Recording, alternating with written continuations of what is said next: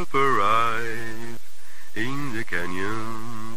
That's where I long to be with my three good companions. Just my rifle, pony and me. Microciné, bonjour. Aujourd'hui, nous allons revenir sur la filmographie d'un cinéaste important des années 80 et aussi un peu 90 et qui malheureusement ne fait plus de films depuis un certain temps, mais qui a été quand même et qui est depuis 20 ans quand même revenu un peu sur le terrain de la cinéphilie, qui est redécouvert, réévalué, peut-être parce que des générations différentes. Ça, je pense qu'on va en parler. C'est Joe Dante. Il y a quelques semaines de cela, un confrère, le cinématographeur Victor, m'a contacté. On a un peu discuté et je lui ai proposé de venir sur la chaîne pour parler de ce qu'il voulait, un cinéaste ou quoi que ce soit. Et finalement, par le biais de la conversation, c'est moi qui lui ai proposé Joe Dante. Comment vas-tu ? Ça va très très bien, Samir, je te remercie. Quand je te propose de discuter autour de Joe Dante, tu acceptes d'emblée. Pourquoi ? Parce que c'est un cinéaste qui me suit depuis très très longtemps, que j'ai découvert tout petit avec Gremlins 2, que j'avais pas vu le 1 parce que j'étais certainement trop petit pour voir le 1 qui est beaucoup plus horrifique. Et le film m'a vraiment beaucoup plu. J'ai dû le voir je vais dire une trentaine, une cinquantaine de fois quand j'étais petit. Et j'ai découvert au fur et à mesure tous ces films, dont certains assez récemment pour faire ce live. Je pense que le dernier film de lui que j'ai vu il y a 2 semaines.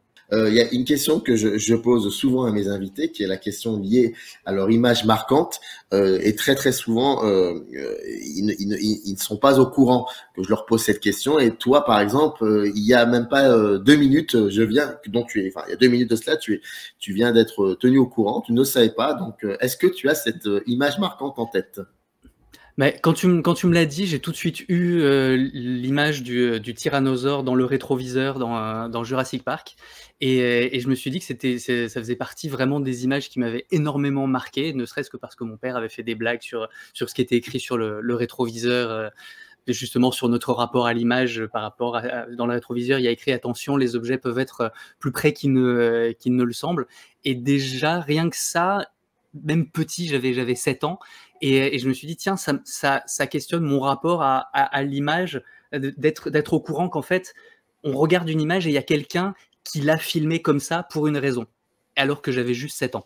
C'est marrant ça que tu parles du rétroviseur et de ce qui est dit, enfin de ce qui est écrit sur le rétroviseur par rapport, parce que si on regarde bien ta chaîne, il y a quelque chose qui frappe d'emblée, c'est vraiment ton rapport, cette espèce de méticulosité que tu entretiens pour être vraiment au plus près de l'image, et c'est ce qui donne des analyses extrêmement pointues, extrêmement méticuleuses. Bah oui, peut-être. Mais après, comme tu dis, voilà, moi, ce qui me passionne, c'est le décortiquage, faire quelque chose qu'il y a pas trop ailleurs. C'est vraiment me pencher sur une image et pourquoi cette image et pourquoi pas une autre. Pourquoi est-ce qu'on a mis la caméra comme ça et pas ailleurs, et que pour certains réalisateurs, il y a une raison. Ta subjectivité à ce moment-là, elle se trouve où dans cet élément de décortiquage dont tu parles ?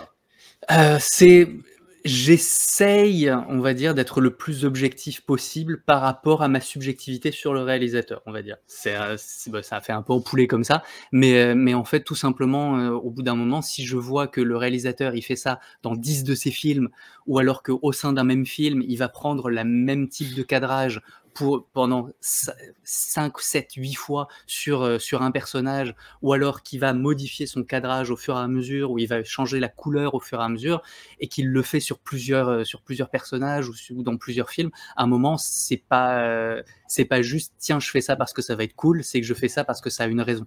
Mais toi, par rapport au film, voilà, c'est ça, toi, par rapport à cet objet qu'on appelle film, comment tu te places à ce moment-là ? C'est compliqué comme question. On va dire que j'essaye de faire des films qui me plaisent, de travailler sur des films qui me plaisent, qui me touchent. Après, j'ai décortiqué des films qui me plaisaient pas au départ. Par exemple, le Split, c'est pas un film qui m'avait particulièrement plu, et je l'ai décortiqué sur ma chaîne parce qu'il faisait partie de la trilogie de Shyamalan avec Incassable.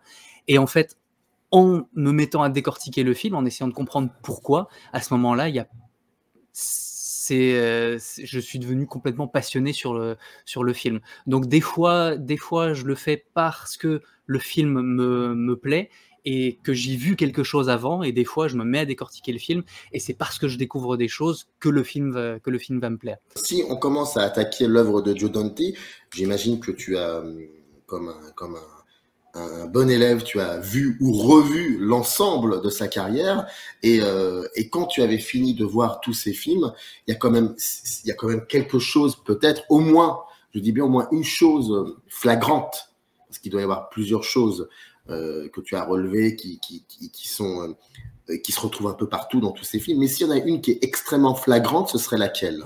Qui réunirait toute sa filmographie? Le côté cartoon. Mmh. Il filme ses films comme un cartoon. Mais de toute façon, il le dit lui-même, hein. Il dit « Je comprends pas comment j'ai fini au cinéma. Pour moi, j'aurais dû travailler chez Walt Disney dès le début. » Il a découvert le cinéma avec la série B parce que il allait toujours au cinéma. C'est un truc qu'on connaît moins maintenant, mais les films de série B, c'était souvent présenté en double feature. Ce qu'avait refait Tarantino avec Boulevard de la Mort et Planète Terreur. C'est deux films qui étaient mis bout à bout et qui passaient dans les matinées, ce qu'ils appellent les matinées, qui c'est pas des matinées, c'est des films qui passaient à 14h, et en fait de 14h à 18h, les gamins ils étaient au cinéma, et les parents utilisaient ça comme une garderie dans les années 50. Donc en fait il y a tous les films de série B qu'il a vus à cette époque, aussi parce que ça coûtait beaucoup moins cher, comme c'est des films qui n'étaient pas des films A, mais des films donc, vraiment de série B, c'est-à-dire un sous-genre, c'était vraiment pris comme ça par Hollywood, donc ça coûtait moins cher les billets de cinéma. Pour aller voir un film A, ça coûtait beaucoup plus cher qu'aller voir deux films B. Donc les parents utilisaient ça comme une garderie, et en fait lui il s'est fait un peu éduquer par le cinéma d'un côté avec donc les matinées, et par la télé quand il rentrait chez lui. Donc ça c'est un truc très très important, parce que chez Joe Dante, il le dit souvent qu'il arrivait à concevoir ce que c'était que le monde autour de lui à travers le cinéma qu'il voyait.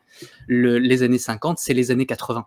Et c'est pour ça que ça va être très important, les années 50, dans son cinéma à lui, qui se passe dans les années 80, parce que Reagan, dans les années 80, a décidé de revenir aux années 50, d'enlever de passer sous silence, en fait, toutes les années 60, sont les années de la contestation, et les années 70, les années des hippies, la guerre du Vietnam, tout le mea culpa des États-Unis, qui a eu un énorme impact, et qui fait qu'à un moment, il y a eu un espèce de ras-le-bol de on est les méchants. Il y a eu le Watergate, il y a eu l'assassinat Kennedy, il y a eu plein de choses qui les rongeaient de l'intérieur. La guerre du Vietnam. La guerre du Vietnam. Et donc Reagan a voulu revenir aux années 50, qui sont le berceau de Joe Dante. Et bizarrement, dans les années 80, on a une grosse idéalisation des années 50, mais en fait, quand on regarde les films des années 50 et la manière dont Joe Dante les voit lui-même, lui, il voit L'invasion des profanateurs de sépulture, qui est un film qui parle ouvertement de la menace communiste et de cette espèce de remplacement des gens par des gens qui ont un cerveau lavé et qui sont pas nous-mêmes. Il voit comment ça s'appelle, tous les films sur les résidus nucléaires et les mutations nucléaires, comme Les monstres attaquent la ville, Them, où il y a les fourmis géantes qui arrivent, et ça c'est clairement dit que c'est suite à la bombe atomique et aux essais nucléaires dans le Nevada qu'il y a ça. Il y a L'homme qui rétrécit aussi, qui est un film où un mec se chope un espèce de nuage radioactif, et il va rétrécir au fur et à mesure du film. Et tout ça, c'est des films qui lui parlent à lui, parce que la menace nucléaire ambiante de quand il est jeune, ou qui va jusqu'au début des années 60. Lui, il a vécu la baie des cochons, il était au cinéma. C'est pour ça qu'il en a fait un film en 93 qui s'appelle donc Matinée, justement, Matinée comme les matinées au cinéma, qui est complètement autobiographique. Et en fait, tous ces films-là, bizarrement, ça parlait d'invasion extraterrestre, de remplacement des gens, d'invasion même pas forcément extraterrestre, ça parlait de manipulation génétique et tout ça, mais il comprenait le monde dans lequel il vivait à travers le cinéma. Et ça, c'est super important pour toute la filmographie de Joe Dante qui va venir ensuite, parce qu'il y a vraiment que comme ça, il va nous parler en fait de son pays, de sa société et du monde qui l'entoure à travers ses films, comme il le voyait lui dans les années 50. On dit, ce qui est assez incroyable, c'est que lorsqu'on parlait de Joe Dante dans les années 90 et un petit peu 2000, on avait tendance souvent à dire c'est l'anti-Spielberg. Mais en soi, c'est marrant qu'on l'appelle l'anti-Spielberg, parce que Spielberg est vraiment allé le chercher en disant « je te veux, toi », et pas quelqu'un d'autre. Donc vraiment, il y a une espèce de connivence entre les deux, où on l'a souvent appelé la bête noire de Spielberg, et comme tu dis, le vilain petit canard, des trucs comme ça. Mais pour le coup, en fait, ils sont très très proches. C'est juste que Spielberg pas forcément osait pas le faire, parce que dans Poltergeist, c'est quand même lui qui a écrit Poltergeist, et c'est extrêmement dur contre la société des années 80 et tout ce que ça en découle. Mais il y a effectivement chez Joe Dante, comme je disais, cette volonté en fait de volontairement et ouvertement parler d'autre chose dans son film, que c'est quelque chose qu'il faut peut-être aller chercher un peu plus en profondeur chez Spielberg ou chez Zemeckis ou d'autres qui ont été un peu l'apanage des années 80 et qui ont été les cinéastes considérés comme ouvertement réganiens, alors qu'il y a aussi chez eux une réflexion, mais elle est beaucoup plus en profondeur. J'aimerais juste parler d'un truc chez Joe Dante qui le rapproche quand même pas mal des années 80, c'est son côté postmoderne. Parce qu'en fait, c'est quoi le postmodernisme? C'est ce qu'on voit chez George Lucas dans Star Wars ou dans Les Aventuriers de l'Arche perdue chez Spielberg. C'est prendre des films qui existent avant, prendre plein de petits éléments pour construire quelque chose de neuf. Et ça, chez Joe Dante, on va avoir un cinéma on va dire, de la citation, de l'allusion, de la référence, où il va reconstruire tous ces films à partir de plein d'éléments d'anciens films. Et justement, j'avais une citation de Joe Dante qui était importante pour appréhender son cinéma. Il dit: si on arrive à prendre ce qui a beaucoup servi, car le nouveau n'existe pas, et à le rendre neuf, on ennoblit les efforts qui ont mené jusque-là. C'est pourquoi mes films contiennent beaucoup de références à des vieux films, et je considère que je fais des vieux films. Et pour moi, les vieux films sont également neufs. Donc, à partir de là, on va appréhender son cinéma, comme il le dit, un cinéma-cinéma. C'est un gamin donc, qui a été éduqué par le cinéma, qui, contrairement à tous les anciens cinéastes comme John Ford, Peckinpah, tout ça, qui avaient eu des métiers avant de devenir cinéaste, il y en a un qui était forgeron, enfin il travaille dans les forges et tout comme ça, il y en a un autre ils avaient des vrais métiers avant. Joe Dante, il a toujours baigné dans le cinéma. Quand il a eu 6 ans, il s'est mis dans des salles de cinéma. Quand il a eu 15 ans, il s'est mis à écrire des critiques de films. Quand il a eu 18 ans, il est parti chez Roger Corman. Ça, c'est très important aussi pour comprendre ce que j'appelle son premier film, qui est une co-réalisation. Roger Corman, donc c'était un producteur, à la base c'est un réalisateur des années 50-60, dont Joe Dante avait vu tous les films au cinéma. Il a énormément travaillé sur des films qui ont été adaptés par des romans d'Edgar Allan Poe, avec Vincent Price, des films que Tim Burton adore et qui cite tout le temps dans ses films, mais tout ce qui est la chute de la maison Usher, Double assassinat dans la rue Morgue, le chat noir, tout ça, c'est Corman qui les avait réalisés dans les années 60. Et Corman, à un moment, il a diminué sa production cinématographique, il a diminué sa réalisation, et il s'est mis à produire des films. Donc il a monté le studio qui s'appelle New World dans les années 70, et New World, c'était un studio qui voulait faire un maximum de films, avec des tout petits budgets, avec des acteurs qu'ils allaient chercher quasiment limite dans la rue, et qui faisaient donc des films B, donc des films de genre, pour pas cher, où il fallait que les actrices aient à un moment montrent leur sein dans les 40 premières minutes. C'était vraiment le b.a-ba du cinéma de Corman. Et après ça, il disait au réalisateur: vous avez carte blanche. Une fois que vous avez l'horreur, la nudité et le petit budget, et que vous arrivez à respecter tout ça, vous faites ce que vous voulez. Et en fait, l'écurie Corman, on a appelé ça l'écurie Corman, ça a été un vivier de nouveaux talents. Et donc, il y a Joe Dante qui a travaillé là, mais il y a aussi Jonathan Demme, celui qui a réalisé Le Seigneur des Anneaux, Le Silence des Agneaux. Il y a Ron Howard, celui qui a réalisé les Da Vinci Code, Un homme d'exception, tout ça. Il y a James Cameron qui en est sorti aussi, le réalisateur des Terminator, Titanic, Avatar. C'est là où il y a Jack Nicholson qui a été découvert. C'est vraiment un endroit qui a été un vivier à la fin des années 70 pour les nouveaux talents. Et en fait, c'est là que Joe Dante va faire ses 2 premiers films. Le premier, donc, qui s'appelle Hollywood Boulevard, qui est une co-réalisation avec Arkush, en 1976. Pourquoi c'est important? Parce que pour moi, il y a vraiment tout le cinéma de Joe Dante, en fait, dans Hollywood Boulevard. C'est quoi Hollywood Boulevard? C'est un film je trouve que ça fait partie des films, c'est plus intéressant d'en parler, limite, que de le voir. C'est un film qui a été fait pour un budget ridicule. C'était le plus petit budget de la New World, c'était $60 000. Et en fait, il a été tourné avec d'autres bandes de films qui avaient déjà été produits à la New World. Donc il y a des films philippins, il y a des films qui viennent d'un peu partout, et ils ont réutilisé des morceaux de ces films, et il a tourné des trucs avec Arkush qui se passent en fait entre ces morceaux de films. C'est un espèce de geste cinéphilique qui va imaginer ce qui se passe sur un tournage entre les bobines, entre les prises. Donc en fait, c'est un film qui se passe sur le tournage d'un film, et où à la moitié, il va y avoir un tueur en série, un truc comme ça. Et donc la première partie du film, c'est le tournage d'un film avec une actrice qui reprend exactement comment étaient filmés les films à la New World.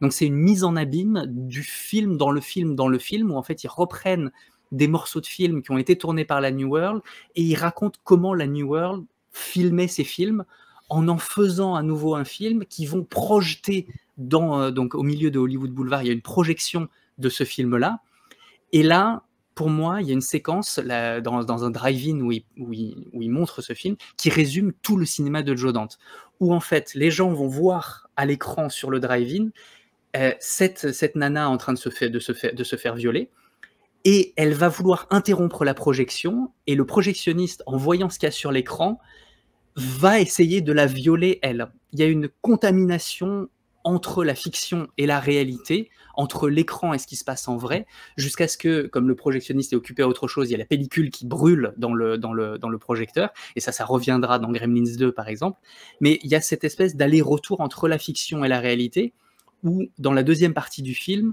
il y a cette histoire donc de tueurs en série, et en fait ils en refont un autre film, et le film se termine comme un film, avec le carton de la société de production imaginée dans le film. Donc il y a vraiment des allers-retours tout le temps entre la fiction et la réalité. Qu'est-ce que c'est qu'un film? Qu'est-ce que c'est que la réalité? Et avec ça, de questionner notre regard de spectateur, en fait. Et ça, c'est ce qu'il va faire pendant toute sa carrière. Et ça, c'est vraiment super important pour moi de commencer par ça, parce qu'en plus, il y a une citation dans le film qui dit « L'art est la réalité, où finit l'un et où commence l'autre ». Et ça, c'est une citation directe de Hollywood Boulevard. Et à partir de là, je pense que c'est le jalon de base de tout le cinéma de Joe Dante, et qu'on va voir dans tous ses autres films. Ce mélange entre la fiction et la réalité, et de plus savoir en fait à quel moment commence l'un, à quel moment commence l'autre, et de questionner son spectateur par rapport à ça. Ça paraît peut-être un peu complexe là, mais on va voir en fait dans tous ces films, il continue de refaire tout le temps la même chose.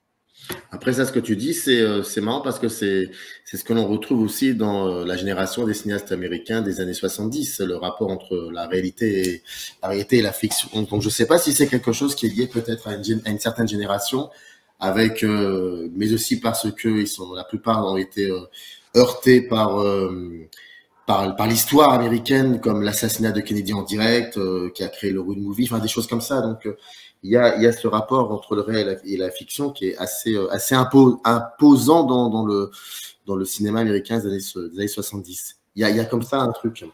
Mais là, pour le coup, je pense que Joe Dante, c'est celui qui le fait de façon la plus frontale. Parce que vraiment, il va à chaque film, ça nous amène à Piranha, donc le film qu'il a réalisé 2 ans plus tard, en 78, qui est officiellement son premier film, qui est donc un pastiche des Dents de la Mer de Spielberg. Il a été engagé par Corman. Corman est venu le voir en lui disant « Voilà, j'ai décroché le plus gros budget de New World », donc il a eu 600 000 $ pour faire Piranha, qui était le plus gros budget de la New World à l'époque, et pour faire donc un pastiche des Dents de la Mer. Donc les Dents de la Mer, c'est en 75.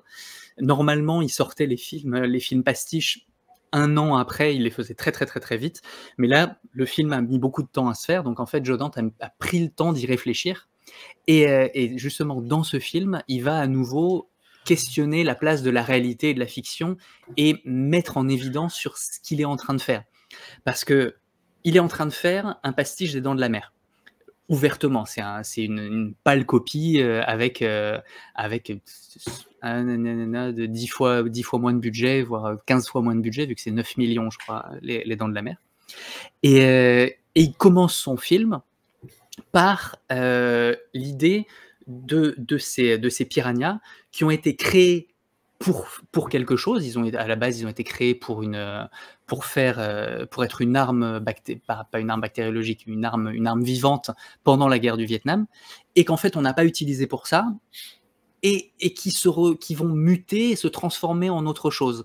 Exactement comme ce film qui est Les Dents de la Mer au départ se transforme en fait en piranha. Il mute, il devient une espèce de monstruosité qu'est Piranha. Il ouvre le film là-dessus, et juste après l'introduction, on va avoir une nana qui joue aux jeux vidéo Les Dents de la Mer sur une borne d'arcade. Et elle va perdre. Et donc déjà, Joe Dante nous dit, voilà, je refais Les Dents de la Mer, mais mon film va pas être gagnant. Tout de suite, on est perdant. Et donc là, déjà, il instaure un espèce de système ludique où il ne va parler que de ça pendant tout son film, de recyclage, comme les piranhas qui n'avaient pas été utilisés pour ça et qui finalement vont être utilisés pour autre chose. Comme à la fin du film, il y a son personnage, son héros récurrent qui est joué par Dick Miller, qui joue dans tous les films de Joe Dante, et donc dans Piranha en premier. Non, d'ailleurs, il jouait dans Hollywood Boulevard aussi. Et à la fin, c'est le maire de la ville, et il crée un parc d'attractions. Et il y a les gens qui vont dans le parc d'attractions qui lui disent, mais en fait, il n'y a rien de nouveau ici. Et lui, de leur dire, mais vous avez jamais entendu parler de recyclage. Et c'est pour ça que pour moi, Joe Dante, il est vraiment au courant de ce qu'il fait. Il va nous l'expliquer pour nous faire entrer dans la connivence, en fait. Pour pouvoir nous prendre par la main pour dire, voilà, on va ensemble faire du recyclage, faire du nouveau avec de l'ancien, et faire un type de cinéma différent. C'est pour ça que je pense qu'il est vraiment différent de ses confrères des années 70, qui étaient où c'était beaucoup plus souterrain. Là, c'est un mix complet entre les années 70 et la subversion des années 70 et le côté conformiste réganien des années 80, où ça va parler ouvertement de cinéma, comme dans Les Aventuriers de l'Arche perdue, tout ça, qui reprennent des anciens films. Pour moi, c'est un peu le chaînon manquant, Joe Dante, entre les années 70 et les années 80. Ah bon? C'est le chaînon manquant. Par rapport à ça, par rapport au côté hyper subversif et au côté on va travailler dans l'industrie, comme on va voir dans Gremlins après, où il va travailler sur ce qu'il y avait dans E.T., la banlieue américaine, où il va travailler sur le cinéma des années 50, comme le fait Spielberg à l'époque, comme le fait Zemeckis dans Retour vers le futur, où on est littéralement transposé dans les années 50. Il va parler de ça, tout en ayant un côté hyper subversif, où il y a les Gremlins qui vont peu à peu se répandre et dynamiter de l'intérieur ce cinéma conformiste des années 80. Est-ce que pour toi, Hurlement, il est encore dans ce côté très subversif, hein, quand il fait Hurlement en 81? Alors, de toute façon, je pense que toute sa filmographie est subversive, hein. Quand tu regardes tous ces films de Gremlins que les producteurs ont vraiment tenté de faire interdire, et c'est Spielberg qui s'est battu derrière pour pouvoir tout garder, jusqu'à ces derniers, les Looney Tunes passent à l'action, ou Small Soldiers qui est ouvertement une satire de l'armée américaine et de l'interventionnisme et de la guerre du Golfe et tout ça. Il a toujours été hyper subversif. Et dans Hurlement, justement, c'est un film où il va, alors peut-être moins de subversion et encore, mais comme on en parlait tout à l'heure de la question de la place du spectateur, il y a un plan dans Hurlement, donc il y a un film de loup-garou, qui ne va parler que de cinéma, parce que de base, en fait, il va reprendre les codes du cinéma de loup-garou, parce que le loup-garou existe quasiment que au cinéma depuis les années 30. Il va reprendre les codes qu'on sait déjà du loup-garou et il va s'amuser à les transformer, à jouer avec nous. Et il y a un plan qui, pour moi, résume un peu aussi le cinéma de Joe Dante quant à son questionnement sur notre place par rapport à ce qu'il nous montre. Désolé, il y a des travaux chez moi, donc ça doit faire un peu de bruit, enfin en dessous. C'est un moment où on voit un journaliste nous raconter quelque chose et nous donner une information. Donc il est cadré comme ça, il a son petit bout de papier, il nous explique tout. Et la caméra recule, et au fur et à mesure, on se rend compte qu'en fait, qu'on est dans des toilettes et qu'il est en train de répéter ce qu'il allait faire plus tard à l'écran. Et en fait, nous, en tant que spectateurs, on avait l'impression de voir une émission de télé alors qu'on voit une répétition de ce présentateur-là. Donc rien que dans la manière que Joe Dante a de filmer une séquence, il se joue de la place du spectateur, de ce qu'on est en train de voir et ce qu'on est en train de penser par rapport à ce qu'on voit. Par rapport aux éléments cités concernant Joe Dante, ça pourrait aussi s'appliquer à l'autre cinéaste dont je vais te dire le nom dans quelques secondes, et qui plus est, en 81, a réalisé aussi un film d'horreur de loup-garou, et tu vois très bien. C'est John Landis. Voilà, c'est ça. Parce que John Landis aussi, et tu as dit quelque chose de très important pour les loups-garous. Tu disais, c'est vrai que les loups-garous, c'est qu'au cinéma qu'on voit les loups-garous, et John Landis est un vrai cinéphile, comme l'a été Joe Dante, mais aussi Coppola, tous ces gens-là. Et c'est drôle parce que j'ai l'impression ils sont un peu cousins, ces deux-là. Mais d'ailleurs, ils ont discuté ensemble pendant la pré-production des films, justement, pour vérifier qu'ils faisaient pas le même film, et ils ont plus ou moins élaboré leur film en discutant l'un avec l'autre. Ils étaient parfaitement au courant, en fait. Donc, comme tu dis, ils sont un peu cousins. Oui, il y a vraiment une collaboration entre les deux, d'autant qu'ils vont 2 ans après faire un film ensemble. C'est un film fait à 8 mains, hein. C'est la 4e dimension, donc produit par Spielberg, parce que Spielberg voulait reprendre la 4e dimension au cinéma, qui est une émission de télé donc des années 50. Il voulait en faire un film, et donc il y a 4 segments. Il y en a un qui est réalisé par John Landis, un par donc Joe Dante, un par George Miller, donc celui qui a fait Mad Max, et un par Steven Spielberg. Le film a eu beaucoup de problèmes parce qu'il y a eu justement sur le tournage du John Landis, il y a eu un enfant qui est mort dans un accident d'hélicoptère, alors que c'était un moment où John Landis n'était pas censé tourner. On l'avait prévenu que c'était dangereux, et il y a eu malheureusement cet enfant et le pilote de l'hélicoptère qui sont morts. Donc ça a été absolument terrible, ce qui fait que le film en a été beaucoup impacté. Mais ils ont, donc pour revenir là-dessus, ils ont travaillé ensemble juste après. Donc c'est vraiment des cinéastes qui peuvent vraiment être vus comme des cousins. Et il y a un dernier truc, pardon, sur Hurlement, quand je parlais de cette question entre la fiction et la réalité, mais je vais pas spoiler le film, mais à la fin, il y a vraiment quelque chose qui se passe à la télévision, et tout le monde qui est montré pour être vu par le plus grand nombre, et en fait tout le monde va penser que c'est faux, que et va dire ils font quand même des trucs vachement bien en ce moment.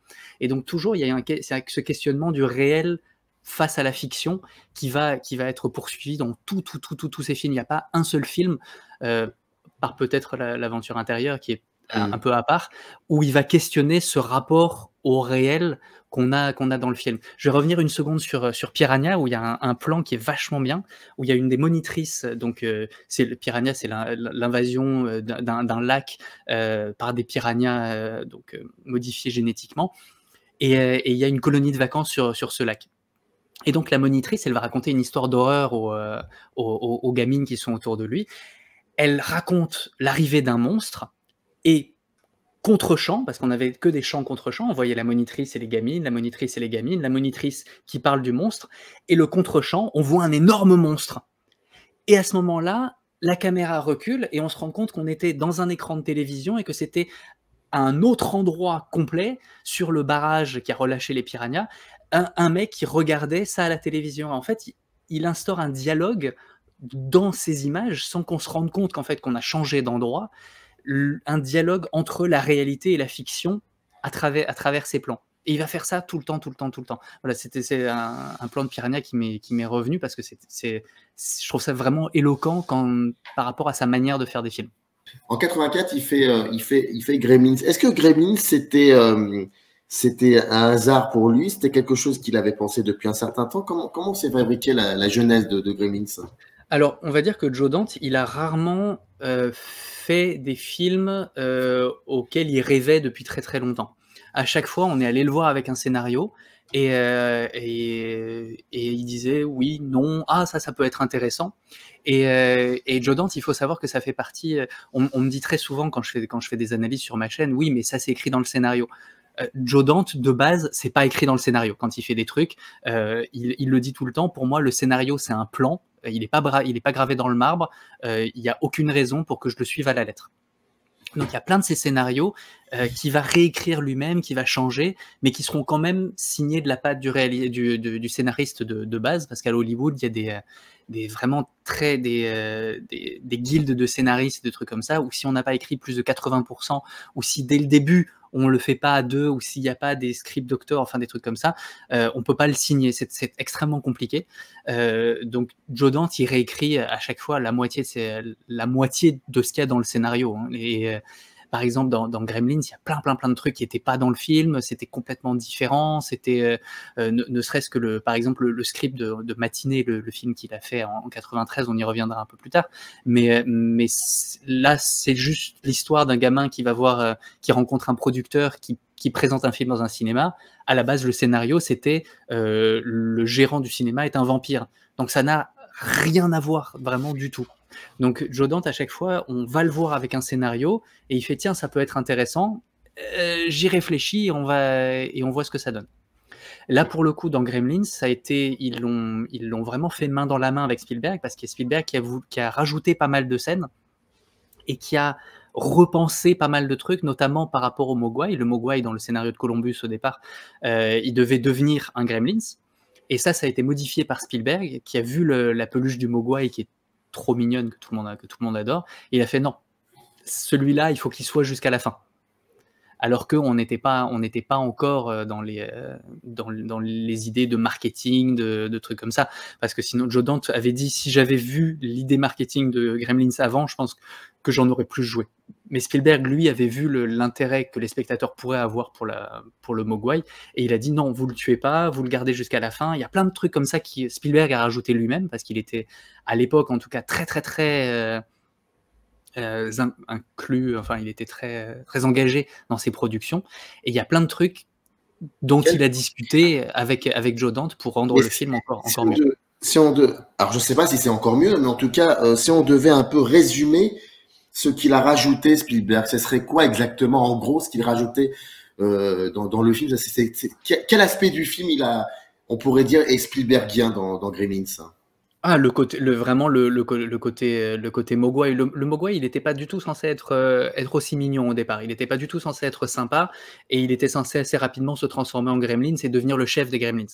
Donc ça, c'est vraiment le côté Spielbergien, essayer de radoucir ce que Joe Dante n'a pas forcément tout le temps. Joe Dante, il est toujours très direct, et si on perd le spectateur en cours de route, c'est pas très grave. Tandis que Spielberg, il a toujours besoin de quelque chose qui va amener le spectateur jusqu'au bout. Et le côté identification avec la peluche et avec Billy, qui est beaucoup moins, je vais pas dire tordu, mais beaucoup moins peu sympathique. Il est beaucoup plus sympathique dans la version Spielberg qu'il était au départ dans la version de Columbus. La version de Columbus, au départ, c'est quasiment un film d'horreur. Hein. C'était vraiment dégueulasse. À un moment, il y a le chien, à un moment, qui est juste pendu à l'entrée. Normalement, il devait avoir le ventre ouvert avec les tripes qui sortent et tout. C'était clairement un film d'horreur. Là, c'est un film qui a été bizarrement beaucoup critiqué en disant mon Dieu, quelle horreur, ce film, c'est dégueulasse, on montre ça à nos enfants, c'est scandaleux. Normalement, ça devait être bien pire que ça. Gremlins, ça a eu un gros succès? Énorme, c'est le plus gros succès de Joe Dante, et c'est ça. Souvent, c'est le seul film que les gens ont vu de lui. Quand on dit Joe Dante et qu'on cite tous ses films, en fait, les gens n'en ont vu qu'un. C'est celui-là. Eh ben, tiens, le film d'après, c'est Explorers qui a été fait en 85, et je crois qu'il n'y en a pas beaucoup qui l'ont vu, celui-ci. Alors, oui, mais à raison. Et je vais y revenir. Il y a juste un truc dans Gremlins qui est super important pour moi, et d'ailleurs même Joe Dante dit que c'est la scène pivot de toute sa filmographie, c'est la scène où il y a Phoebe Cates qui explique son rapport avec le Père Noël. Tout le monde se souvient de cette scène où elle raconte que son père se déguisait tout le temps en Père Noël, et qu'un jour il n'est jamais revenu, et elle comprenait pas pourquoi, et à un moment ils ont allumé un feu dans la cheminée, et ils ont senti une odeur de brûlé, et ils ont délogé son père de la cheminée. Tout le monde est mort de rire pendant cette scène, parce qu'elle est à la fois terriblement poignante et à la fois super drôle, parce que et Joe Dante dit que c'est le pivot de toute son œuvre, parce que à ce moment-là, on trahit l'héroïne, nous en tant que spectateurs. On est depuis le début hyper à fond avec elle, parce qu'elle est charmante comme tout, elle est gentille comme tout, elle essaye de s'en sortir, et puis elle nous raconte ça, qui est une histoire horrible pour elle, mais c'est tellement too much qu'on ne peut pas ne pas en rire. Et donc, on va, nous, en tant que spectateurs, trahir notre héroïne en se moquant d'elle. Et pour Joe Dante, c'est vraiment l'interrogation de la place du spectateur. Et pour toute sa filmographie, en fait, pour lui, c'est ça la satire. C'est que ça soit tellement gros qu'à un moment, le spectateur ait un mouvement de recul pour se dire, tiens, est-ce que c'est pas moi la cible de cette satire ? Et ça, c'est super important. Et d'ailleurs, c'est une scène que les producteurs ont voulu couper jusqu'au bout, même quand le film était déjà sorti, ça il faut le savoir. En 84, le film, aux États-Unis, il y avait pas des sorties nationales tout en même temps, le mercredi sur le même écran, mais ça allait dans les grosses villes et puis ça allait dans les plus petites villes. Et en fait, il y avait les copies qui étaient dans les grosses villes avec cette scène-là, et les producteurs disaient à Spielberg, non mais vous savez, on peut toujours couper cette scène-là pour la sortie du film dans les petites villes, et on peut toujours le couper. Et Spielberg disait non, non, non, non, non, elle est très bien cette scène, vous la gardez. Mais les producteurs ont voulu la couper jusqu'au bout. Alors que, mais ça a été tout le temps comme ça dans toute la carrière de Joe Dante, et je pense que Gremlins, à part Gremlins 2, où c'est le film où il dit qu'il a été le plus libre, tous les autres films, il a énormément souffert de la pression des studios, notamment donc sur le film suivant qui s'appelle Explorers, qui est un film qui est un peu un anti-film Spielbergien, parce que autant dans E.T. c'est l'incroyable possibilité qu'il y a dans cet extraterrestre et tout ce qui peut s'offrir à nous. Dans Explorers, en fait, c'est l'histoire d'une déception. C'est des gamins qui cherchent absolument à contacter une intelligence extraterrestre, qui la contactent, qui se rendent compte que, en fait, c'est un peu pourri et qui rentrent chez eux. Et donc, c'est vraiment un film très, très ambivalent, qui est complètement justement l'anti-Spielberg, parce que dans cet extraterrestre, ils vont se retrouver eux-mêmes. C'est un film qui n'a pas du tout marché, tout simplement parce que le studio a fait des previews. C'est ce qu'on appelle des previews, c'est le réalisateur fait son montage, on le montre à des gens, et si les gens sont contents, on le sort comme ça. Si les gens sont pas contents, on recoupe, on retourne des trucs. Et en fait... C'est encore d'ailleurs, toujours. Oui. Mais là, ça a été fait de manière vraiment assez abominable pour Joe Dante, parce qu'il a dû faire ses remontages sans pouvoir revoir le film à chaque fois. Donc en fait, il n'arrêtait pas de recouper dans le film sans pouvoir voir les séquences, et il a coupé, et le film est sorti alors qu'il n'était pas terminé. Donc ce qui fait que le film est très mauvais, mais vraiment, la première heure est géniale, et la deuxième heure, on se demande ce qui se passe, c'est n'importe quoi, mais bizarrement, c'est le film le plus personnel de Joe Dante. Parce qu'il va y avoir dans Explorers tout ce qui fait son cinéma. Donc c'est l'histoire de gamins qui construisent un vaisseau pour aller à la rencontre d'extraterrestres qui les ont contactés. Et le vaisseau, il est formé en fait exactement comme un film de Joe Dante. C'est un tambour de machine à laver, c'est une parabole, c'est des morceaux de four, c'est... Enfin, il y a quoi d'autre chose ? J'avais noté des panneaux, des phares, un téléviseur au milieu. C'est comment recréer quelque chose de nouveau, quelque chose qui a une toute autre vocation. C'est Cormanien. C'est Cormanien, il a hérité de Corman, du cinéma, de comment Roger Corman produit et crée les films. C'est très Corman. Mais c'est vraiment la définition en fait du postmodernisme. C'est comment redonner une nouvelle vie à travers un tout autre biais à quelque chose d'ancien. Et c'est exactement ce qu'il fait dans tous ses autres films. Dans Gremlins, on n'en a pas encore parlé, mais dans ces films, il y a 50 citations à la seconde. Dans Gremlins, il y a un plan à un moment où le père est dans une foire scientifique où il essaye de montrer ses inventions. Et en arrière-plan, il y a les mecs de la machine à voyager dans le temps, il y a Robbie le robot de Planète Interdite, il y a à un moment il y a les cosses de l'invasion des profanateurs de sépulture, il y a je sais plus ce qui passe derrière lui il y a un truc qui fait toc toc quand il est en train de téléphoner le père, mais tout vient d'autres films. Et en fait, c'est ça le cinéma de Joe Dante. C'est vraiment un recyclage d'anciennes choses pour faire quelque chose de nouveau. Et en fait, les gamins dans Explorers, ils vont rencontrer donc cet extraterrestre qui s'appelle Wack et qui, lui, ne va fonctionner que comme ça. Wack, il ne peut discuter avec eux que en mettant bout à bout, un peu comme Bumblebee dans les Transformers, en mettant bout à bout des morceaux d'anciens films ou de jeux télévisés ou de shows télévisés. Et en fait, il va parler comme ça, comme si c'était un magnétophone qui avait enregistré des trucs. Et il se retrouve à discuter avec un extraterrestre qui a en fait exactement les mêmes références que eux. Et donc, il n'y a aucun merveilleux dans cet extraterrestre. Et il y a un espèce comme ça une déception totale où on se rend compte que ce qu'on est allé chercher pendant tout le film, en fait, on l'avait déjà chez nous. Et ça, c'est déjà vu dans le film, parce qu'à un moment, il y a un des gamins qui va dans la cave, dans la cave donc, de River Phoenix et qui dit « Ah, ça pue ici ». Et il aura exactement la même phrase quand il arrivera dans le vaisseau extraterrestre et dira « Ah, ça pue ici ». Et en fait, c'est vraiment, tout va se passer en miroir, où les années 80, la télévision, la société réganienne de l'ultra-capitalisation, la mondialisation, le conformisme, va faire que, finalement, chez les extraterrestres, on va retrouver exactement la même chose que chez nous. Et c'est là, quand tu parlais de la subversion tout à l'heure, c'est là qu'on la voit, c'est qu'il interroge sa propre société rien qu'à travers ses images.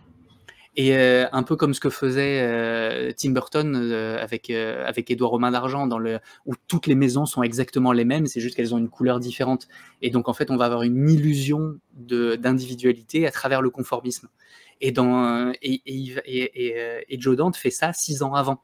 Il interroge, et il le faisait d'ailleurs aussi dans Gremlins en 84, quand il interroge justement cette banlieue qui avait déjà été faite d'ailleurs dans La vie est belle de Frank Capra, qui s'appelait Bailey Park. Dans le film de Frank Capra, à un moment à la fin, on voit cette banlieue américaine typique qu'on voit dans E.T., on la voit se construire. Et dans Gremlins, il reprend un endroit qui s'appelle Bailey Park, donc il cite cette banlieue qui est en train de se construire et il nous montre 30 ans après ce qu'elle est devenue. Et il y a une vraie interrogation sur justement ce qu'on parlait du rapport entre les années 50 de Eisenhower et les années 80 de Reagan.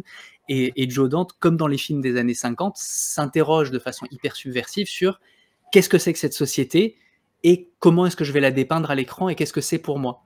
Et justement, pour lui, c'est la conformité, l'ultra-conformisme. Et il reprendra ça à la fin des années 80 dans un film qui s'appelle Les Banlieusards avec Tom Hanks, où tout est tellement devenu conforme au dernier degré que Tom Hanks va s'interroger sur un de ses voisins qui s'occupe pas bien de son gazon, qui a une maison un peu différente des autres. Et donc, en fait, à travers le fait de vouloir avoir l'American Way of Life parfaite et de vouloir faire comme tout le monde, en fait, ils sont devenus exactement ce contre quoi ils se battent, c'est-à-dire le communisme le communisme, c'est normalement tout le monde est égalitaire et tous les gens sont égaux et tout le monde a exactement la même chose. Et en fait, la société réganienne est devenue ça. Cette conformité absolue et cette espèce de... Les maisons sont toutes les mêmes au fur et à mesure. Et il fait ça en 88 ou 89, c'est-à-dire pareil, 2 ans avant Tim Burton. Donc c'est super intéressant de voir à quel point il va interroger tout ça en avance sur son temps. Quand tu dis que la société... Enfin, je n'ai pas compris la relation avec le communisme.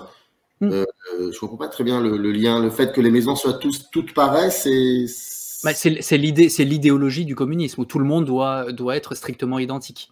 Oui, enfin, je sais pas si c'est dans l'architecture d'une maison, enfin, je sais pas. Quand tu regardes, enfin, c'est pas forcément dans l'architecture de la maison, mais c'est que tout doit être en série. Pour moi, c'est à la fois une société de transformation qu'il veut peut-être. Il y a ça, il y a le Fordisme aussi qui va. Voilà, l'uniformisation de. Oui. Mais tiens, tu parlais. Alors, juste avant que j'oublie, parce que je vais oublier, j'en suis persuadé. Tu parlais des clins d'œil cinéphiliques de Joe Dante dans la séquence de la salle des inventions. Il y a aussi, il faut le dire quand même, il y a aussi Steven Spielberg qui est dans cette salle. Voilà, et donc ça, je trouve ça assez incroyable. Écoute, il y a 2 films après, il y a L'Aventure intérieure et Les banlieusards. Ces deux films-là, est-ce qu'on peut dire que c'est une parenthèse particulière dans la filmographie de Joe Dante? Alors, L'aventure intérieure, c'est vraiment un truc où, après l'échec monumental, mais vraiment, quand je dis monumental, c'est catastrophique de Explorers, il a voulu faire un film normal. C'est même lui qui dit, je voulais faire vraiment un film normal, et donc s'effacer un peu plus. Donc, dans l'aventure intérieure, on va pas du tout avoir le côté subversif, même si le film est très marrant. Ça va être vraiment un film de Joe Dante parce que c'est que des blagues à la Looney Tunes tout le temps. Il y a même des bruitages qui sont issus de certains Looney Tunes. Et il va y avoir aussi cette remise en question du spectateur, mais il va moins y avoir le côté subversif. Il y a un truc qui est très marrant pour comprendre que c'est vraiment un film de Joe Dante, c'est qu'à un moment, donc c'est l'histoire de Dennis Quaid qui se fait rétrécir dans un espèce de sous-marin et se mettre et il se fait injecter dans la fesse de Martin Short. Et donc, il vit dans ce sous-marin à l'intérieur de son corps et il va à un moment se brancher sur son nerf optique et sur son nerf auditif pour pouvoir lui parler dans l'oreille et pouvoir voir ce qu'il voit lui. Et il y a tout un truc avec des espions, des trucs, des machins, c'est très très marrant. C'est vraiment une comédie légère, encore produite par Spielberg, parce que normalement Joe Dante aurait jamais dû faire un film après Explorers. À Hollywood, c'est vous êtes aussi bon que votre dernier film, et donc il aurait dû être radié de tout. Et Spielberg lui a redonné une chance en faisant l'aventure intérieure, qui aurait dû marcher à mort. Hein. Les previews étaient super, les producteurs étaient vraiment très très très contents. C'est juste qu'ils l'ont sorti le jour de l'Independence Day sans faire de pub, donc personne n'y allait, personne savait que le film existait. Et donc il a fait un bid monumental alors que tout le monde y croyait qu'il était prévu pour être un carton. Et donc Dennis Quaid se retrouve en fait comme spectateur du film parce qu'il voit à travers les yeux donc de Martin Short, mais il va en même temps prendre la place du réalisateur parce qu'il va l'amener et le mettre dans le film. Martin Short, c'est un mec quelconque, complètement lambda qu'on a trouvé dans la rue et qui est complètement hypocondriaque. Et il va l'amener dans le film en tant que réalisateur. Il va dire alors tu fais ça, tu dis ça, tu vas aller voir Meg Ryan et tu vas lui dire voilà telle et telle chose pour qu'elle se rende compte que c'est moi. Donc en fait il y a une espèce de superposition du spectateur lambda et du réalisateur qui sont télescopés à travers les mêmes yeux. Et ça, c'est vraiment typiquement Joe Dante. Et ça a été rajouté, pareil, au scénario par Joe Dante. Et tu parlais des banlieusards, mais pour moi, les banlieusards, c'est vraiment du 100% de Joe Dante. C'est hyper subversif. C'est un film qu'il faudrait voir. Comme tous les films. C'est marrant parce que... Mais arrêtez 5 minutes avant la fin. Ouais, tous les films, je pense, sont... Parce que celui-là, en fait, la fin a été rajoutée par les studios et la fin est complètement antithétique avec tout le reste.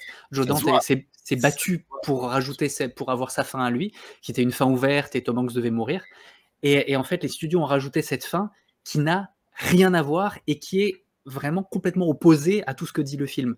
Le film va nous dire que, en fait, le problème dans cette société, donc c'est 89, dans la société de Ronald Reagan, qui est hyper interventionniste militairement. Il y a le personnage d'un militaire dans le film qui va dire « Ah, il faut aller les attaquer », il a un arsenal complet chez lui, et qui est aussi la critique de Ronald Reagan, qui avait décuplé le budget pour l'armement et tout ça, qu'il n'y avait pas avant. Il a mis des milliards et des milliards. Comme dans les années 50. Eh ben, exactement, mais depuis tout à l'heure, on dit que les années 80, c'est une copie des années 50. Et c'est très marrant que d'ailleurs, sous la société Trump, dans les années fin 2010, début 2020, ça soit une copie des années 80, où on n'a que les revivals au cinéma. On essaye en fait d'enlever ce qu'il y avait au milieu, les années 60-70 avec la guerre du Vietnam, tout ça. Et là, on essaye d'enlever Obama, d'enlever tout ce qu'il y avait avec le 11 septembre. On essaye de laver tout ça et on revient aux années 80 et comme on était revenu aux années 50. C'est une espèce de chevauchement pour moi de ces décennies qui sont assez... je sais plus où j'en étais. Oui, donc l'hypermilitarisation de ce voisin qui finalement sert à rien parce qu'il a toutes ses armes chez lui, il crée des commandos et tout ce qu'il va réussir à faire, c'est regarder sans rien faire. Et tout ce qu'il va réussir à faire en regardant, c'est se casser la gueule, tomber sur le toit de sa maison et shooter dans sa propre voiture. Donc c'est vraiment la critique, c'est hyper subversif comme film parce que il y a ça, il y a le fait que Tom Hanks donc est persuadé que ses voisins sont des meurtriers parce que ils habitent dans une maison un peu bizarre, parce que ils nettoient, enfin parce que leur gazon est pas vert, parce qu'il n'y a pas de femmes chez eux. Parce qu'ils font pas comme les autres, parce qu'ils sont slaves, qu'ils ont un nom bizarre, ils s'appellent les Klopeks, et donc il est persuadé que ces gens-là sont méchants et que il y a quelque chose de louche et qu'ils ont enterré des corps chez eux. Et c'est une pseudo-variation sur le thème de Fenêtre sur cour, parce que donc Tom Hanks est en vacances forcées parce qu'il a fait un burn-out. Et donc, il va regarder ses voisins avec des jumelles exactement comme dans Fenêtre sur cour, comme le faisait Jeffries dans Fenêtre sur cour, James Stewart. Et il va y avoir des moments où justement, il les voit creuser dans leur jardin quelque chose, comme dans Fenêtre sur cour, où il y a un chien qui va creuser, comme dans Fenêtre sur cour. Ça reprend aussi l'idée de psychose avec cette baraque un peu sordide, avec des choses qui se passent dans la cave. Ça va reprendre, rien que le titre anglais qui s'appelle The Burbs, reprend le titre The Birds, les oiseaux de Hitchcock. Il y a plein de références comme ça. Et ça va vraiment, comme je disais, questionner ce rapport de l'autre, l'étranger, est méchant. Et à la fin du film, il se rend compte qu'en fait, tout ça, il l'a imaginé, et qu'il y a une tirade absolument géniale où on se dit, à force de tondre notre pelouse pour la 800e fois, c'est normal qu'on pète un plomb. C'est cette société de l'ultra-conformisme qui en fait nous rend fous et nous force à aller utiliser de l'armement chez les autres, à penser que l'autre est forcément méchant parce qu'il n'est pas comme nous. Et le film, pour moi, se termine sur cette tirade qui est absolument géniale, où justement, il met complètement les années 80 en perspective, par rapport à ce qui s'est passé, par rapport à l'histoire du cinéma, par rapport à tout. Je trouve ça vraiment bien, que c'est tout ce qui a mené jusque-là qui va faire en sorte qu'on pète un plomb. Et d'ailleurs, ça me fait penser à quelque chose dans Gremlins où en fait la nouvelle génération refait exactement la même chose que l'ancienne, où le père faisait dans Gremlins donc des inventions complètement dingues qui fonctionnaient pas. Et par exemple, à un moment, ils essayent de se faire un jus d'orange et le jus d'orange explose partout et ça repeint le plafond. Et en fait, les Gremlins vont refaire exactement la même chose. À un moment, elle met un Gremlins dans le mixeur et de la même manière, il y a du verre partout. Le père, en fait, crée ces espèces ces inventions qui ne fonctionnent pas, mais qui veut quand même mettre dans tout son but, en fait, c'est de les vendre au plus grand nombre possible, même si elles ne marchent pas. Son espèce de truc, il lui met du dentifrice partout, il essaye quand même d'aller le vendre au salon des inventeurs. Et son fils va faire exactement la même chose avec les Gremlins. D'un Gremlins, ils vont tous se reproduire et envahir complètement la ville et faire des atrocités partout. En fait, c'est vraiment les erreurs d'une génération qui se répliquent sur celle d'après. Et ça va être ça dans tout le cinéma de Joe Dante, qui en plus, donc, dans les banlieusards, interroge vraiment ce que c'est que le cinéma, parce que ce qui est super drôle, en fait, c'est que le film a été tourné sur le backlot, donc sur l'arrière-terrain de la Universal, qui est un endroit où on avait filmé 50 films dans les années 50, et c'est ce qui est devenu après Wisteria Lane dans Desperate Housewives. Donc c'est vraiment la banlieue typique du cinéma, parce qu'on l'avait littéralement déjà vu dans les films avant. Et d'ailleurs, le premier plan du film est super, c'est le logo de la Universal. Et le logo de la Universal s'arrête pas. Vous savez, c'est cette planète qui tourne avec Universal dessus. Et en fait, la caméra plonge dedans jusqu'à arriver devant la maison des Klopeks. Ça montre qu'on est vraiment, on plonge dans le cinéma, en fait, dans ce film. Depuis le début de sa filmographie, il fait du cinéma. Il parle que de films à l'intérieur de ses films. Dans les années 90, comparé aux années 80, il ne fait que 3 films. En plus de cela, politiquement, c'est différent. Bon, même si George Bush Senior, c'est de 88 à 92, mais après, c'est plutôt les années Clinton. Donc, il fait 3 films en 90, c'est Gremlins 2, En 93, c'est Panic sur Florida Beach, Matini. Et en 98, c'est Small Soldiers. Alors, deux choses. Comment tu peux expliquer le fait qu'il fait peu de films durant cette période-là, durant cette décennie? Et la deuxième chose, est-ce que ces trois films, ce que disent ces trois films, est-ce que c'est complètement différent des années 80? Je parle bien évidemment de la société américaine à ce moment-là. Alors, Gremlins 2, oui. Alors déjà, pour en venir à ta question, pourquoi il en fait moins? Tout simplement parce qu'il a jamais fait un seul succès, en fait. Il a fait Gremlins et c'est tout. Tous les autres films se sont plantés, les banlieusards se sont plantés. Gremlins 2 s'est atrocement planté alors qu'il avait eu carte blanche par la Warner. C'est le seul film où il a eu carte blanche. Pour le coup, personne ne lui a posé de questions. Le seul truc qu'on lui demandait, c'est « refaites-nous Gremlins ». Et si vous refaites Gremlins, vous faites ce que vous voulez. Et il a fait « Ah, vous voulez qu'on refasse Gremlins? C'est très bien. » Ben, on va refaire Gremlins, mais à la sauce années 90. Donc en fait, pour lui, Gremlins 2, c'est une interrogation sur le premier. Et il va remettre en question tout ce qui s'était passé dans le premier et tout ce comment la société a évolué. Pour ceux qui n'ont pas vu Gremlins 2, vraiment, courez voir ce film. Il n'y a même pas besoin en fait d'expliquer à quel point c'est subversif. C'est qu'on le voit dans les images. C'est des Gremlins qui prennent d'assaut un studio de télé géré par un espèce de PDG complètement allumé et qui est vraiment complètement mégalo. Et c'est une répercussion en fait dans un immeuble de toute la société américaine du début des années 90. C'est vraiment édifiant pour le coup. Et Gremlins 2 va se planter pareil monumentalement au box-office, alors que rétrospectivement c'est un des films que les gens aiment le plus, mais il y a des films comme ça qui se plantent quand ils sortent, comme The Thing de Carpenter, qui s'était planté atrocement quand il est sorti et qui est devenu culte après. Et le film qu'il fait après, donc Matinée, pareil, va se planter royalement. Small Soldiers aussi va se planter, mais pour des raisons différentes, alors qu'il aurait dû marcher. Et après, il pourra plus faire de film en fait. C'est quand on se plante et qu'on se plante et qu'on se plante et qu'on se plante.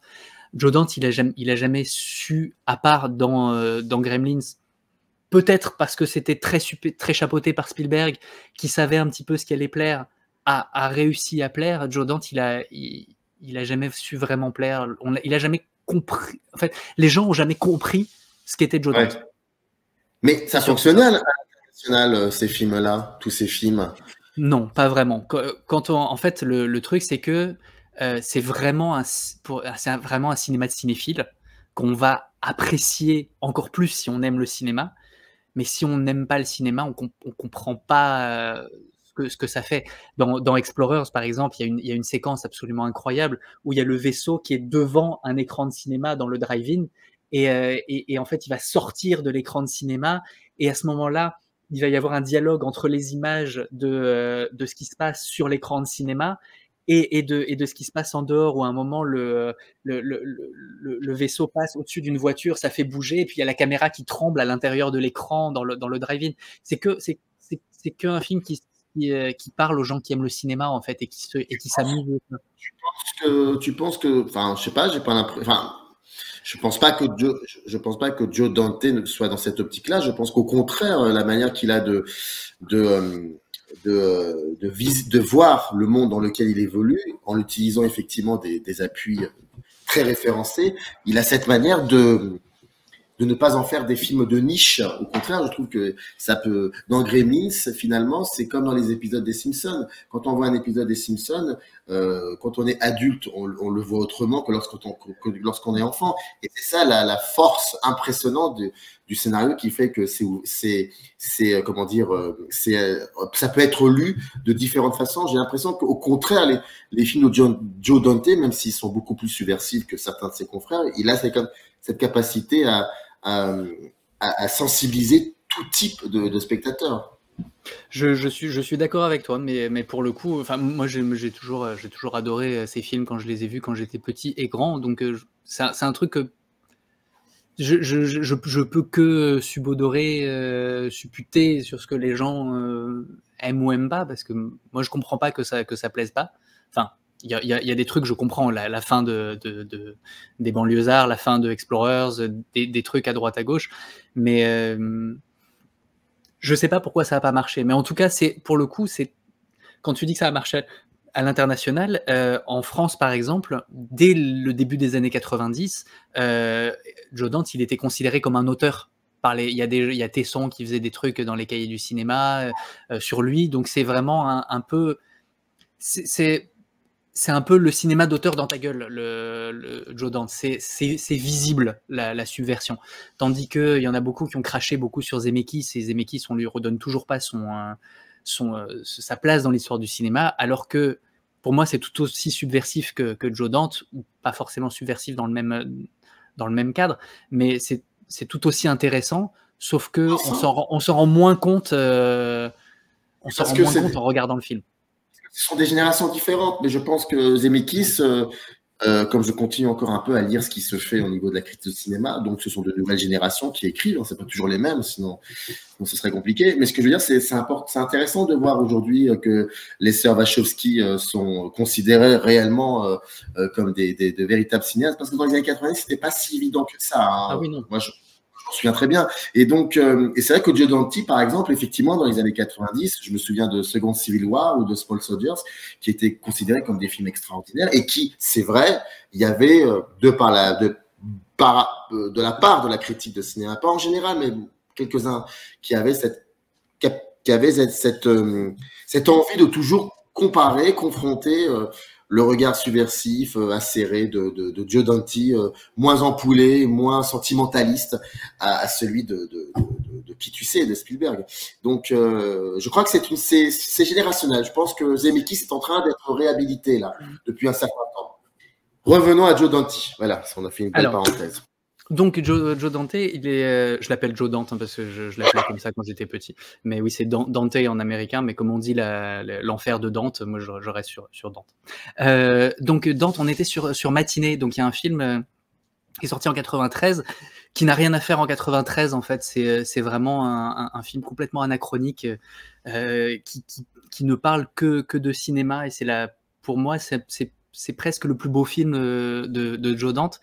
Parce que il va parler de cette... on parlait tout à l'heure de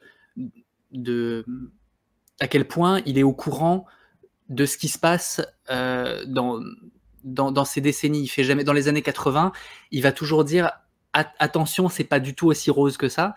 Et là, il va faire un film qui se passe donc en 62, et il va dire attention, c'est pas du tout aussi rose que ça à la fin des années 50, début des années 60.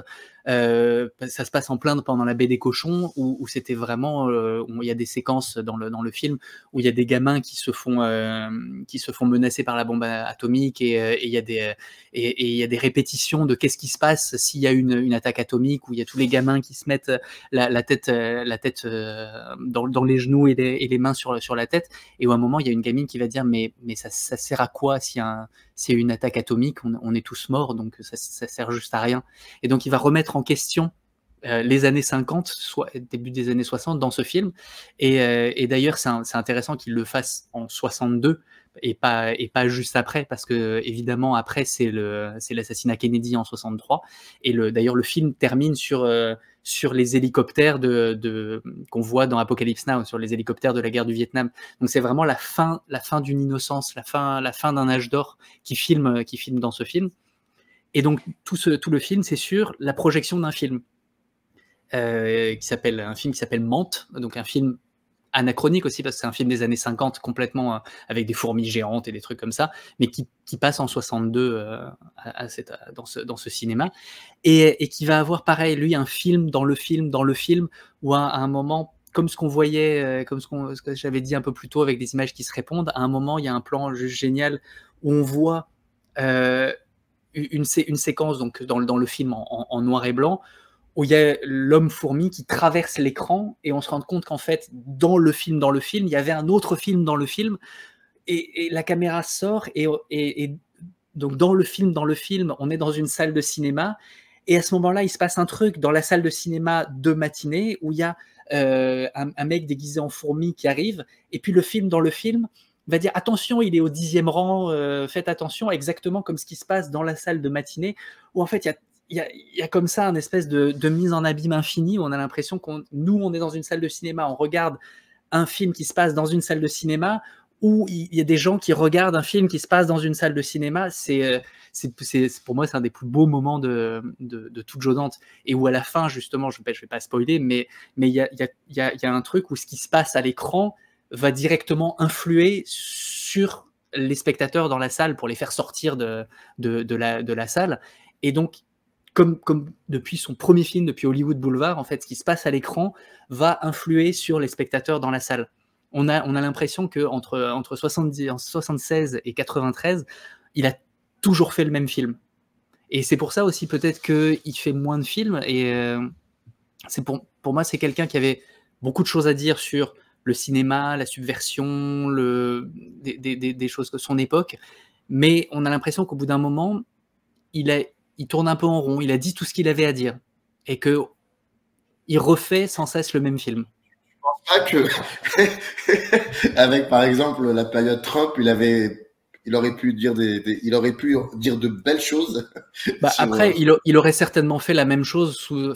Quand on regarde ce qu'il a fait, il a fait 2 épisodes de Master of Horror. C'est pareil, si vous les avez pas vus, allez voir ça. C'est incroyable. Master of Horror, c'est une série commencée par Mick Garris qui est réunie 2 fois 12 épisodes, complètement indépendants les uns avec les autres, de grands réalisateurs de l'horreur, et il leur donne carte blanche en disant vous avez 1 heure, vous faites ce que vous voulez, vous pouvez mettre autant de goras, de trucs, de tout ce que vous voulez, vous pouvez parler de ce que vous voulez, et vous avez carte blanche et un budget de, je crois que c'était 1 million par épisode ou un truc comme ça, c'est non négligeable. Et donc il y a Joe Dante, il y a John Carpenter, il y a Dario Argento, il y a Mick Garris, il y a plein d'autres réalisateurs qui font des trucs, et Joe Dante en a fait 2, un dans chaque saison, et il y en a un qui est vraiment une espèce ça revoit la guerre en Afghanistan, la deuxième guerre du Golfe en Irak, où en fait les gens qui reviennent morts de la guerre en Irak sortent de leur cercueil en tant que zombies pour aller voter contre George Bush. Et c'est vrai, c'est de la subversion ultime, mais on a l'impression c'est génial à voir, mais il aurait fait exactement la même chose sous Trump, en fait. Au bout d'un moment, comme dans Small Soldiers, où il critique l'ultra-militarisme débile de ces poupées, en fait, qui sont vraiment encodées. Ils ont un espèce de micro-puce qui font que tout ce à quoi ils pensent, c'est aller tuer les Gorgonites, qui est donc l'autre espèce qui leur a jamais rien fait, qui est super sympa, qui est complètement innocente et qui n'a pas les moyens de se défendre. Et d'ailleurs, c'est écrit dans la microchip des Gorgonites que leur but est de se faire éliminer par cette armée-là. Et c'est vraiment, pour moi, c'est un peu comme avec les banlieusards, c'est une espèce de... C'est ce qu'avait déjà fait McTiernan avec Predator. Le côté l'ultra-militarisme, dans Predator, au début, il y a cette image avec les 2 biceps comme ça de Schwarzenegger et du Black qu'on connaît, il est dans tous les gifs. Et en fait, cette image-là est super importante parce qu'en fait, c'est ça, ces 2 énormes biceps qui va pas du tout servir dans la dernière partie du film. Pour combattre le Predator, en fait, il y a plus les muscles, ça sert à rien, les armes, ça sert à rien. Il faut vraiment, il enlève tous ses vêtements, il se peinturlure, et il faut qu'il utilise son cerveau pour moi, il y a vraiment Predator, c'est un peu le film matriciel de tous ces films antimilitaristes qu'on a pu voir après. Les années 2000, chez Joe Dante, c'est autre chose, c'est même encore un peu plus chaotique parce que toujours 3 films, là pour le coup. En 2003, il fait les Looney Tunes passent à l'action. En 2009, The Hall, et en 2014, Burying the Ex. Est-ce que tu peux c'est la période la plus discutable, la moins discutée certainement dans la filmographie. C'est un peu normal, mais ça vient aussi de lui. Tout simplement parce que on avait dit, il s'est frité avec les studios toute sa vie. Dans Small Soldiers, ça a été horrible parce que ça a été un film où littéralement c'est Burger King qui avait le final cut. Pourquoi ? Parce que je sais plus si c'est Warner ou Universal, enfin je sais plus, la société de production avait fait un contrat avec Burger King pour éditer les jouets Small Soldiers, les Gorgonites et les Marines, en jouets chez Burger King. Donc dans le Happy Meal Burger King, on avait le jouet Small Soldiers. Sauf qu'en fait, les studios se sont rendus compte que le film était peut-être un peu soit violent, soit subversif, et qu'il allait peut-être pas plaire aux enfants. Et donc, ils avaient peur de perdre le contrat avec Burger King. Et donc, ils ont fait modifier des choses dans le film à Joe Dante, de peur de perdre leur contrat avec Burger King. Donc, en fait, tout ce qui était dans le film était soumis à l'approbation de Burger King derrière. Et en fait, tout a été tellement il était tellement menotté pendant tout le film, surtout parce que, bizarrement, une fois qu'il avait fait la première mouture de son film, les gens étaient hyper fans pendant les previews, les gamins adoraient, les adultes adoraient. Et en fait, c'est les gens du studio de production qui se sont dit ah, mais si jamais les parents trouvent que c'est trop violent, il faut réduire la violence, même si les gens aiment bien, on s'en fout. Donc, on va couper des scènes, mais une fois qu'on a coupé des scènes, c'est mieux pour les gamins, mais les adultes risquent de ne pas y trouver leur content. Donc, en fait, il y a eu une espèce de serpent qui se mordait la queue où il fallait à la fois contenter ce qu'on pensait que les enfants avaient le droit de voir et ce que les adultes voulaient voir. Donc en fait, c'est deux trucs antithétiques qui font que le film en fait est quasiment plus que l'ombre de lui-même, même s'il reste vraiment pas mal et il a de gros côtés subversifs. Ça devait être beaucoup plus, et surtout que il y avait cette espèce d'ombre de Burger King, et ça, Joe Dante l'a très mal vécu. D'ailleurs, je crois que j'ai une citation de lui, voilà. Le cinéma devient un objet de merchandising, les films ne sont plus vus ni par les producteurs ni par le public que comme des produits, et non comme des prises de position ni des points de vue. Ils sont perçus comme des objets qui en veulent à votre argent. C'est une version cynique du cinéma.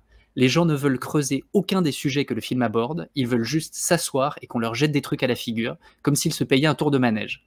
Mais un manège de foire n'a ni idée, ni histoire. Les idées passent au-dessus de leur tête. La plupart des gens qui ont vu Small Soldiers n'ont pas vu la satire que proposait le film. Et il là, a dit ça en entretien avec Bill Crone, je crois. Et c'était en quelle année C'est son livre avec Bill Crone, je crois que ça doit être en 99, juste après la sortie du film.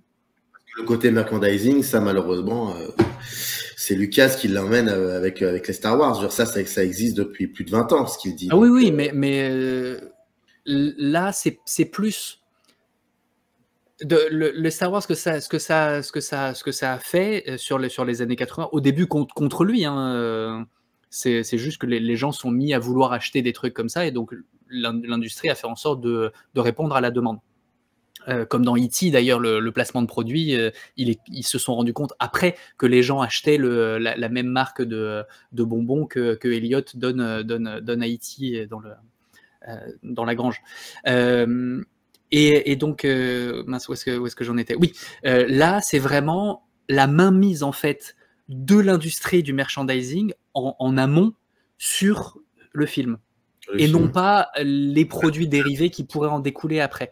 Là, c'est même plus une. C'est pour ça, lui et il a encore plus mal vécu dans les Looney Tunes Passe à l'action, où pour lui, en fait, faire le film devient un acte uniquement commercial et non plus artistique en amont. Et donc, en fait, il en a eu de plus en plus marre. Avec Small Soldiers, ça a été catastrophique. Et avec les Looney Tunes Passe à l'action, c'était 5 ans plus tard, ça a été pire. Et à la fin des Looney Tunes, il a dit « Je ne referai plus jamais un film de studio ». Parce que pendant les Looney Tunes, il avait les gens de la Warner sur son dos tous les jours, 3 fois par jour, qui lui disaient « Ah oui, mais ça, il faudrait faire comme ça on n'est pas d'accord, ça, on n'est pas d'accord ». Il n'en pouvait plus. À un moment, il a même, sur le tournage, c'est pareil, c'est une citation, c'est « On est en train de faire un film avec des Looney Tunes, on n'est pas en train de soigner le cancer ». Ça, c'est lui qui l'a dit sur le tournage, tellement il n'en pouvait plus. Et en fait, le film a été remonté. Ils n'ont même pas fait de preview cette fois-ci. Ça fait partie des rares films pour lesquels ils n'ont pas fait de preview pour les Looney Tunes. Et sans faire de preview, la Warner a décidé de retourner le début, retourner la fin et modifier un truc du milieu. Et ça, Joe Dante s'en est rendu compte à la première du film. Et il a vu un film qui était juste quasiment pas de lui. Il reste quelques séquences de lui qui se voient. D'ailleurs, il y a une séquence absolument incroyable où il passe de tableau en tableau, où il y a Daffy et Bugs qui passent, ils se transforment en impressionnisme, ils se transforment en cubisme, ils se transforment. C'est absolument génial. Où justement, pareil, il y a cette influence de la réalité sur la fiction et comment la place du spectateur et tout ça, c'est absolument génial. Il y a des séquences incroyables dedans, et le reste du film, on se demande ce qu'on est en train de regarder tellement c'est terrible. Mais vraiment, pour le coup, pour moi, c'est l'épitome, en fait, de ce que les studios et l'industrie a fait subir à Joe Dante. Et après, il a juste jeté l'éponge, complètement. Il fait 2 autres films encore. Il y a The Hall et Burying the X. Ouais, C'est quoi ces Burying 2 the films? X. Raconte-moi un peu ces 2 films. Alors, The Hall, je sais pas pourquoi, mais le fait que ça s'appelle Le Trou, moi, ça me fait beaucoup rire. Je trouve ça ridicule. Donc, Le Trou, c'est un film en 3D. Et pour le coup, la 3D est intéressante parce qu'il voulait il l'a fait justement avant Avatar. C'est au début où la 3D commençait à ressortir. Et il y a des trucs assez intéressants justement où cette 3D nous emmène dans ce trou comme un écran de cinéma qui projette tout ce qu'on veut. En fait, il y a tout dessous. C'est le gamin va y retrouver ses pires cauchemars à l'intérieur. C'est vraiment un truc hyper métaphysique, cette espèce d'écran sur rien, et où on est à la fois projeté à l'intérieur. Il est à la fois une profondeur de champ et à la fois, des fois, quand on le voit en vue subjective, où il est je trouve ça, il y a vraiment un dialogue intéressant sur le sens de ça. Sinon, le film est pas très intéressant. Pourquoi ces 2 films-là? Pourquoi il fait ces 2 films-là, selon toi? Parce que lui, il aime faire du cinéma, mais on sent qu'il a tout donné et qu'il a plus la force d'avoir la niaque de se battre avec des gens pour essayer de faire quelque chose. Moi, je trouve ça presque dommage, en fait. En fait, pour le coup, il avait déjà... Pardon, je te coupe. Pour moi, il a tout son style. Il se termine dans les Looney Tunes Passe à l'action, où justement, à un moment, il y a une séquence que je trouve très jolie sur donc Kevin McCarthy, donc, qui est l'acteur qui joue dans l'invasion des profanateurs de Sépulture en 56, donc de Don Siegel, qu'on retrouve dans le film que Joe Dante réutilise régulièrement dans sa carrière. Et là, en fait, en 2003, dans les Looney Tunes Passe à l'action, à un moment, il arrive dans l'écran avec la cosse, ces espèces de cosses qui abritaient les extraterrestres dans l'invasion des profanateurs de Sépulture. Lui, il est en noir et blanc, il a cette cosse, et il va vers la caméra en disant « Ils sont là, exactement comme à la fin des profanateurs de Sépulture. » Et en fait, on voit 50 ans après le même personnage qui joue le même rôle, qui est en noir et blanc, et on a l'impression que 50 ans après, il continue à redire la même chose, et qu'en fait, il est condamné à se répéter et à être dans ce cycle. Et on a l'impression que Joe Dante, à ce moment-là, il dit, voilà, j'ai bossé toute ma vie sur ces espèces de recyclage, cette répétition, mais finalement, c'est un petit truc qui tourne en rond, et on va le mettre dans une cellule comme un aliéné, parce que ça a été fait, ça a été dit, on l'a redit, et on a l'impression que ça fait 50 ans qu'il se redit. Et pour moi, c'est une image assez triste, où il se remet même en question sur le principe même de la façon dont il fait son cinéma. Pourquoi aujourd'hui il faut quand même continuer à découvrir ou redécouvrir les films de Joe Dante? Tout simplement parce que déjà on passe un super moment, parce que c'est un cinéma qui est assez rare, hein, qui dialogue avec le dessin animé, où on a l'impression de voir des dessins animés en faisant des films, parce que c'est des films qui sont quand même super actuels. On parlait de la répétition comme ça des décennies, où rien qu'en regardant les films qu'il a fait dans les années 80 maintenant, c'est tout aussi une critique de même notre monde, hein, des années 2020, que certains films ont un peu vieilli, d'autres pas du tout. Et puis, ça reste... c'est du cinéma, d'amoureux du cinéma, donc ça fait toujours plaisir. Et puis, comme il le dit, si jamais en regardant un de mes films, ça vous donne envie de voir un des films auxquels je me réfère, des films des années 50, alors mon travail, il est fait. Et donc, je trouve ça cool, en fait, pour les nouvelles générations, de découvrir l'invasion des profanateurs de Sépulture en regardant Gremlins, parce que Gremlins, il y a le Mogwai et Gizmo qui regardent l'invasion des profanateurs de Sépulture à la télé à un moment, et en fait, comme tous ces films dialoguent avec ces films, parce que qu'est-ce qui se passe dans l'invasion des profanateurs de Sépulture? C'est la même chose que toi, un autre être humain qui va sortir de cette cosse, mais qui va être diabolique. Et les Gremlins, c'est quoi? C'est lui-même, Gizmo, qui va se retrouver face à des êtres qui sont issus de lui-même, qui sont les mêmes que lui, des Mogwai aussi, mais qui vont être diaboliques. Donc tous ces films, en fait, la citation, elle est jamais gratuite chez lui. Ça communique toujours dans ses films, ils se répondent de l'un à l'autre. Et puis c'est que des films sur la création artistique, je trouve ça toujours très beau. Ne serait-ce que dans Gremlins, par exemple, qu'est-ce qui se passe quand le Mogwai il se multiplie? Le premier, c'est un pot de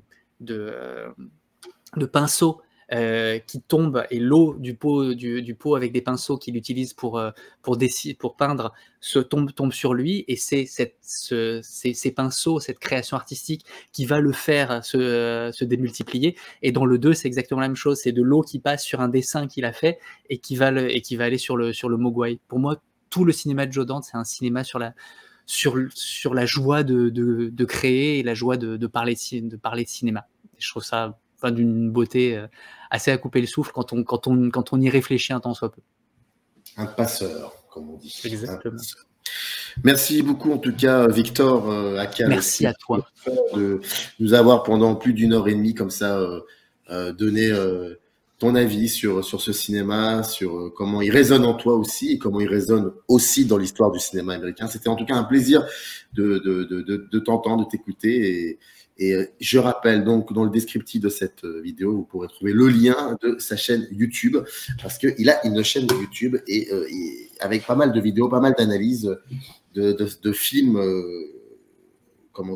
inscrits dans la marbre du cinéma américain des années 80, 90, de nos jours aussi. Voilà, je vous invite en tout cas à regarder, à écouter ces analyses. Merci beaucoup en tout cas, Victor, c'était un plaisir. Merci beaucoup à toi. Générique. In the canyon, that's where I long to be, with my 3 good companions, just my rifle, pony and me.